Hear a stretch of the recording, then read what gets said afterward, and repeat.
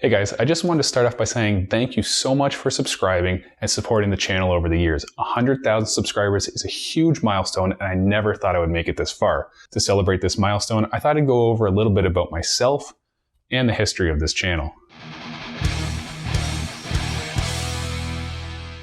Let's start at the beginning. When a man and a woman love each other very much... Okay, maybe not that far back. As a child, I developed a thirst for woodworking by watching my dad build many things around the house, including decks, fences, tree houses, swings, sheds, etc. My dad always made sure to include me in projects when I was very young, and I've carried out this tradition with my own kids. I sometimes get comments criticizing having my kids in the shop, but I know that I will keep them safe, and the time spent with them will be cherished for years to come, just like the times with my dad. When I was in high school, I took a class called Manufacturing, which introduced me to woodworking tools as well as metal lathes and milling machines. We even had a tiny CNC machine that we had to learn to generate G-code by drawing an image on graph paper and handwriting the code out. Growing up, I always loved going through the Canadian Tire flyers and looking for what sales were on power tools and hand tools. I bought my first plunge router at 15, even though I didn't buy my first router bit set until I was 17, just because it was a great sale.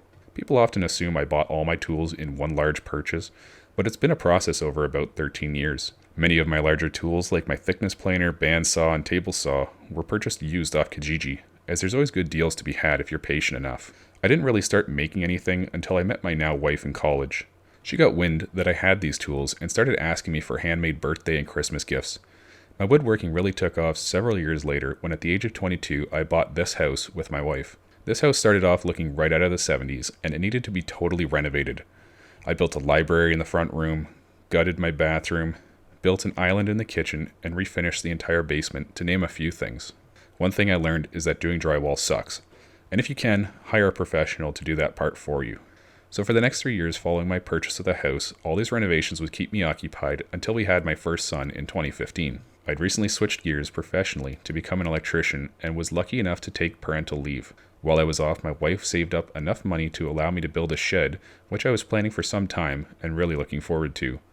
No, it's not the one in the build video, that's actually the one I built for my parents, though it is extremely similar. It was around this time that I started to really get into watching people build things on YouTube. I typed woodworking into the YouTube search bar and subscribed to the first 20 channels that popped up.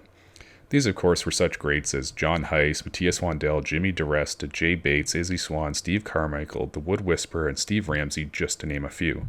After several months of binge watching all this great content, I decided I would give it a go myself. I asked my wife if she wanted me to build anything, so I could make a video documenting it. She said I could build another one of the treasure chest I built for her 19th birthday and sell it. So on the 5th of February 2019, I uploaded my first video, How to Build a Treasure Chest. If you look now, it'll show that my first video is my wine bottle holder video, which was released the day after the treasure chest video. The reason for this is that about a month and a half after uploading the treasure chest video, I've redesigned my logo to the current logo that you see in all my videos, and I thought the treasure chest video deserved to be re-uploaded with this new logo. I bet 99% of you didn't even know I had an old logo. Over the next few months, I would go on making videos with very little attention brought to them. This, of course, was very discouraging to continue making content. Nonetheless, I kept up making videos, hoping for my first viral video. It was around this time Glenn Fricker from Spectre Media Group contacted me to commission a recording studio desk for his studio. Glenn's a local recording engineer who my brother recorded his band with years ago and is still very good friends with today. Glenn has probably the biggest local YouTube subscriber base around the Windsor, Ontario area, which is also where I live. We agreed that I would build the desk to his design in exchange for exposure on his channel. Upon release of my video showing the building of the desk and Glenn promoting me on his YouTube and Instagram account is when I saw my first real jump in views and subscribers.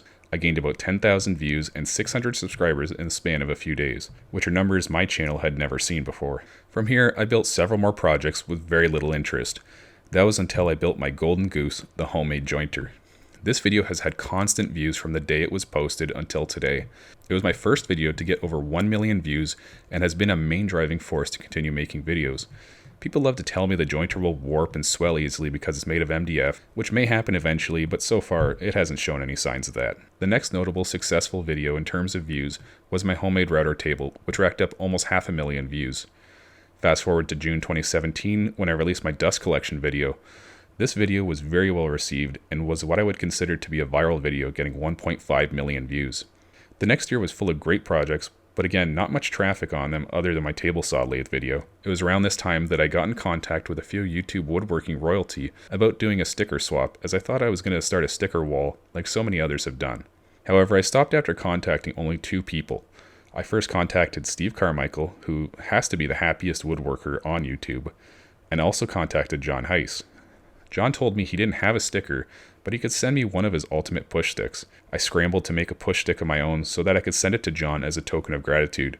John was gracious enough to send me a short video of him using my push stick to use at the end of my build video. Hey, look what I got in the mail. It's a push stick that looks like a skill saw. Let's see if it cuts like one.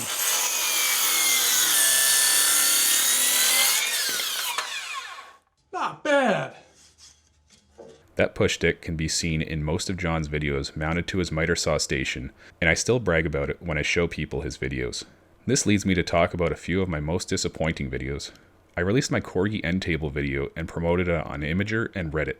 On Imager, the post received 88,000 views, and on Reddit, it made it to page 2 of the home screen with over 5,000 upvotes. However, the product itself only ever got 5,000 views. This was mind-boggling and still gets me because I thought it was a really cool project. It took an insane amount of hours in CAD to get the pieces of the Corgi table to interlock with each other correctly. The next video that I thought would do great was my Triforce sliding coffee table. I had been receiving constant feedback that I should do voiceovers in my videos, so this was my very first time doing a voiceover for a build video.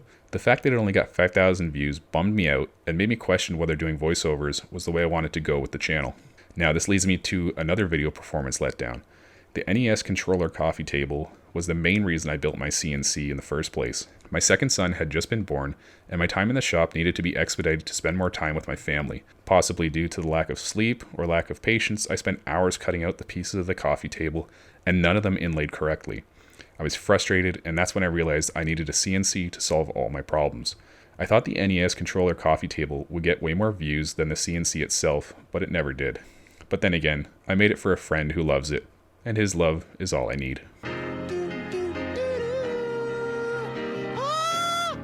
My spirit would soon rise as several months later I started releasing my homemade CNC videos one part at a time. These individual videos did okay, but not really what I was hoping for in terms of view counts. So next I took the 7 parts of the build and combined them into one 55-minute video, just as a convenience for anyone that wanted to watch all 7 parts at once. Little did I know that this would be my most popular video by far and my most reproduced project by my viewers. I've been sent so many pictures of you guys having built the CNC in your home shops, and it always makes me so happy to see that I could inspire other people to build something truly awesome. Now on to my number 1 letdown for views on any video. Finkel's Lava Dredger, my giant World of Warcraft mace that features a spinning gear. To me, this is hands down the coolest thing I've ever built. I was waiting for WoW Classic to be released, so spending time analyzing, CADing, and building a life-size model of my favorite weapon in the game was a real passion project. And obliterating the watermelon at the end was oh so satisfying. Despite my fondness for this project, it didn't seem to catch the eye of the YouTube community as it has less than 3,000 views.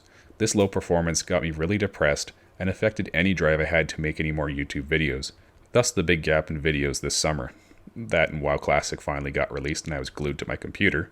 My wife and friends convinced me to try another shop project since they seem to perform the best of all my videos. I get a ton of comments to screw down my vise to my table. Now, I was never going to do that, but I had been working on a triple gear vise in AutoCAD for a while and thought now was the right time to make it a reality. So far people seem to really like the vise, but are rooting for me to get hit in the balls with the handles. That brings us up to today. As for the future of this channel, you can expect more of the same.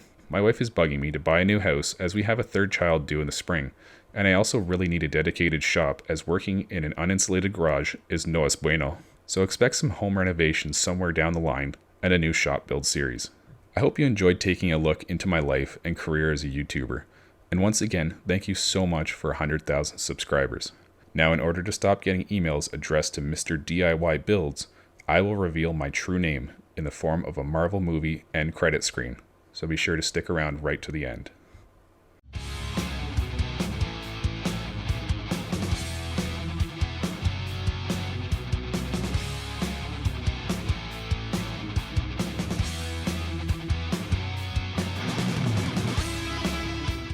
It's Brad.